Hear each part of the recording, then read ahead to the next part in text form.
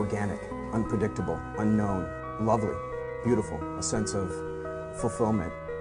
This is part of the pleasures of life and not the chores of life. On this edition of Daily Iowan TV, see what a city council member has to say about the 21 ordinance and what opinion they propose. And the Iowa City Airport is flying high. Learn how one grant is making a big difference. And in sports, we're ramping up our football coverage ahead of the second trophy game of the season. That's all coming up next. This is Daily Iowan TV. I'm Tom Brokaw. For more than 100 years now, the University of Iowa community has been waking up to the Daily Iowan. Today, it's the largest newsroom in eastern Iowa. And now you can see the news every night on Daily Iowan TV and get it anytime worldwide at dailyiowan.com.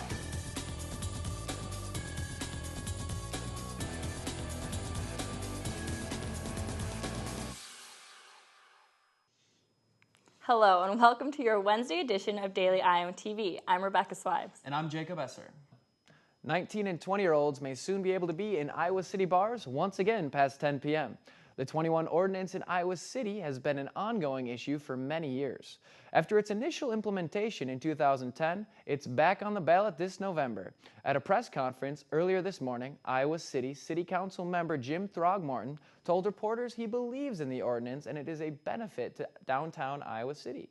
One reason why is because it can help control excessive drinking. Have fun, have some alcohol, party, have a great time, be young, enjoy it.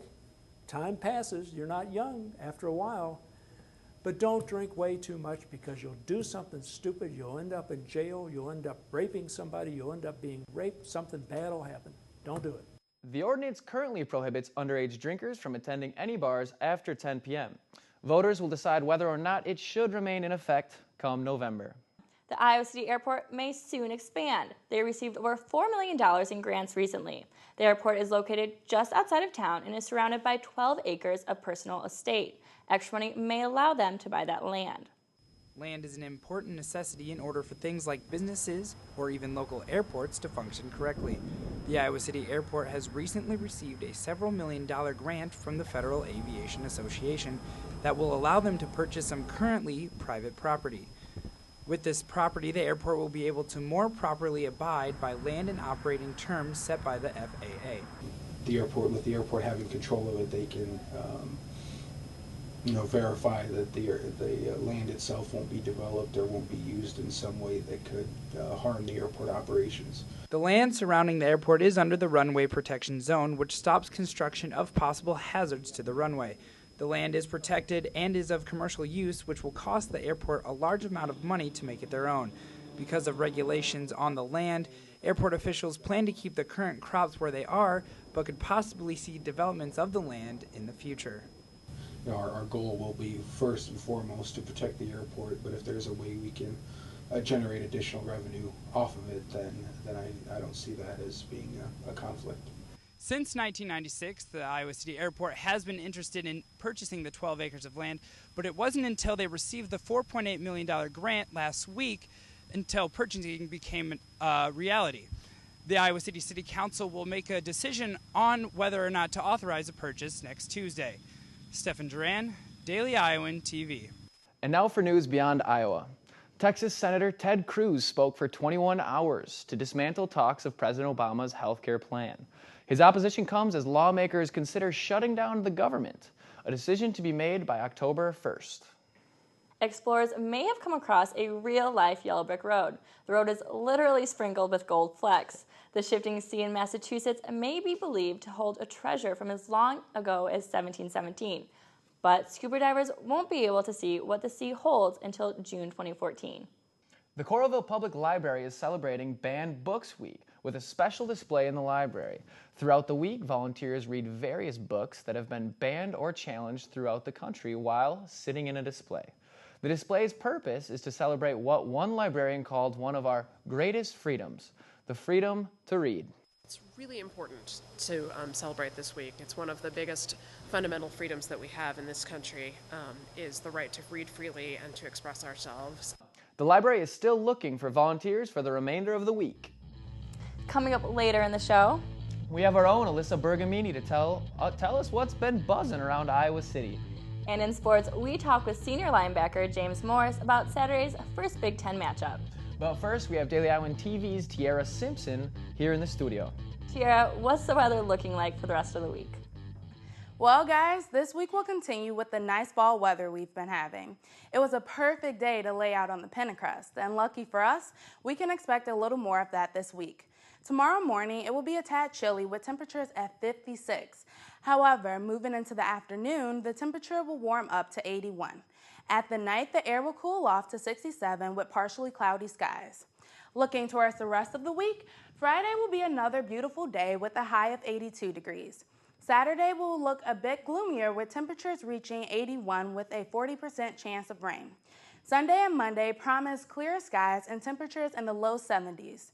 Tuesday will bring another day of sunshine with temperatures in the low 80s. That's all I have for your weather. Stay tuned, we've got more news and sports after this. Iowa SJMC. Want a major that'll take you somewhere?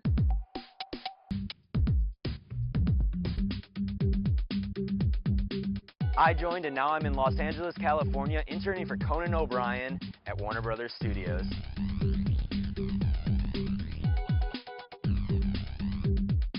I joined and now I'm working in public relations for diabetes research. SJMC. The Johnson County Justice Center Volunteer Group has opened a new public survey. This new survey asks the public to provide their ideas to create a better new building. The Justice Center proposal has been an ongoing issue since November 2012. This survey will be open for opinions until September 30th. Bike share programs are becoming popular on university campuses. The UI student government is in the process of coming up with a proposal to bring one to the U of I. Daily Iowan TV reporter Chelsea Brown has the story. The University of Iowa student government has a plan of attack on adding a bike share program to campus.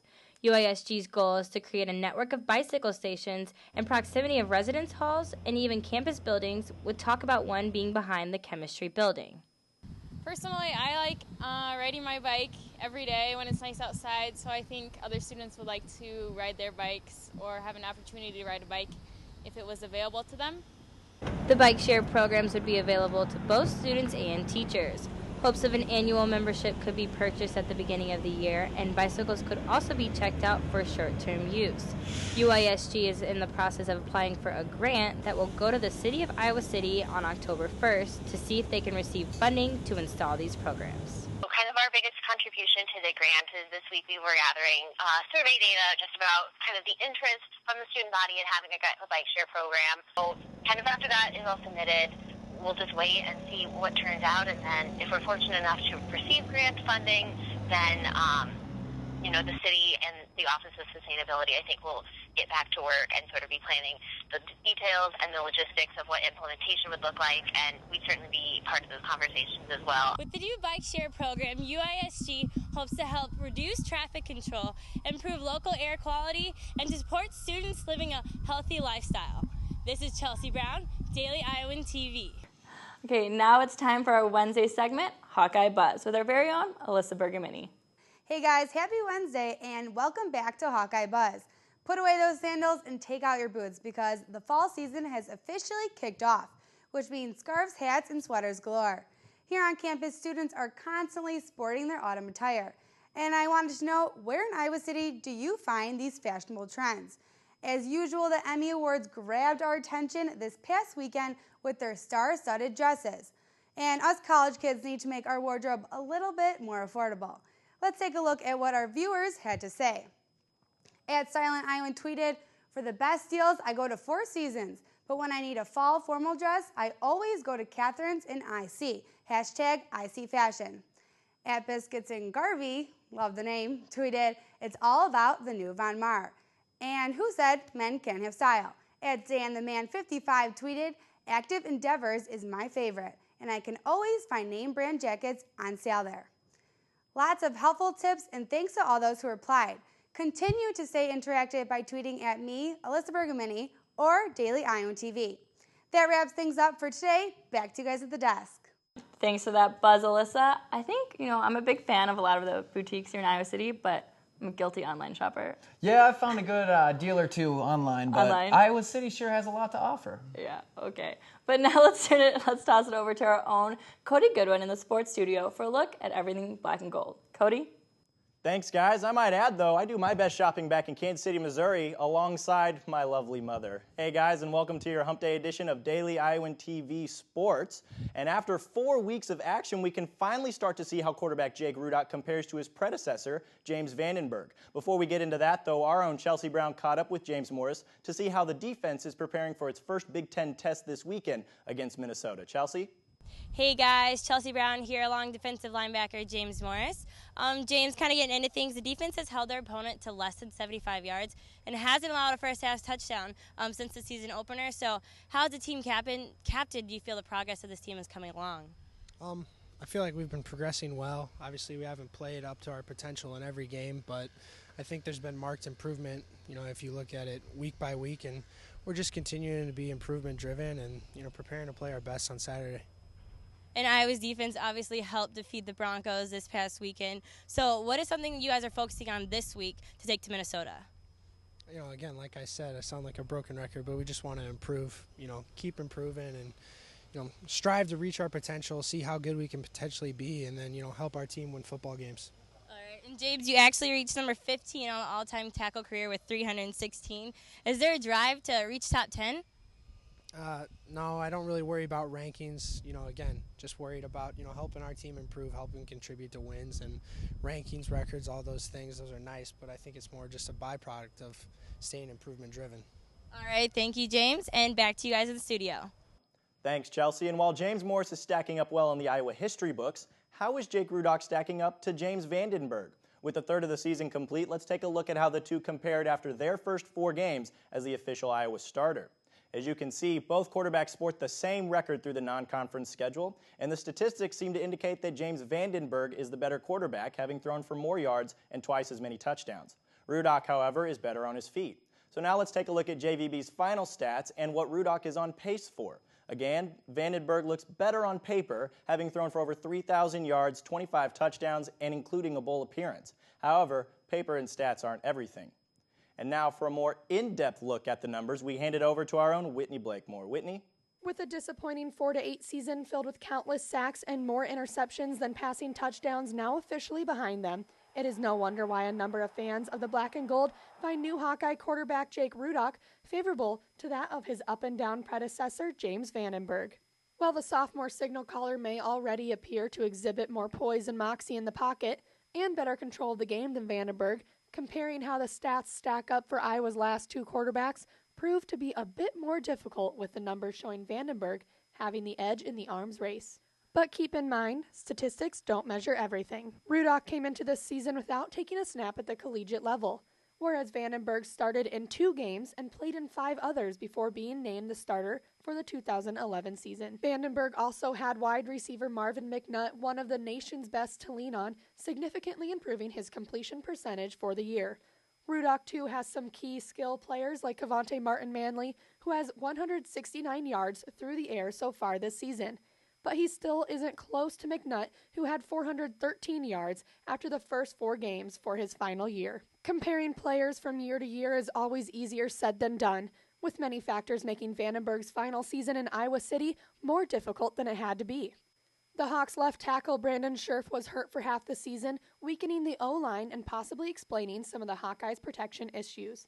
The Keokuk, Iowa native also had a new offensive coordinator, Greg Davis, to adjust to on top of a depleted backfield in 2012. This year, the running backs are all back and healthy, allowing Rudock some versatility with the plays. And the offensive line has been strong so far, paving the way for the Hawks on the ground. Despite the injuries on both Vandenberg's offensive line and backfield, the reality is the black and gold finished with the 99th ranked passing offense in the country last year, something this year's squad has already improved on, meaning there is nowhere for Rudock and his young offensive unit to go but up. Whitney Blakemore, Daily Iowan TV Sports. Thank you, Whitney. And unfortunately, that's all the time we have for now, but be sure to tune in tomorrow for the first pregame of the Big Ten season. Until then, back to you guys at the desk. Thanks for that, Cody. And Daily Iowan TV is the only place to get a sneak peek into Thursday's page of the Daily Iowan. Learn how enrollment in private schools around Iowa City continue to rise. And also make sure to check out the newest fraternity that will be joining the UI's Greek community. Well, that's your most current edition of Daily Iowan TV. Be sure to check us out at the same time tomorrow or anytime on dailyiowan.com. Thanks for watching, everyone, and have a great night.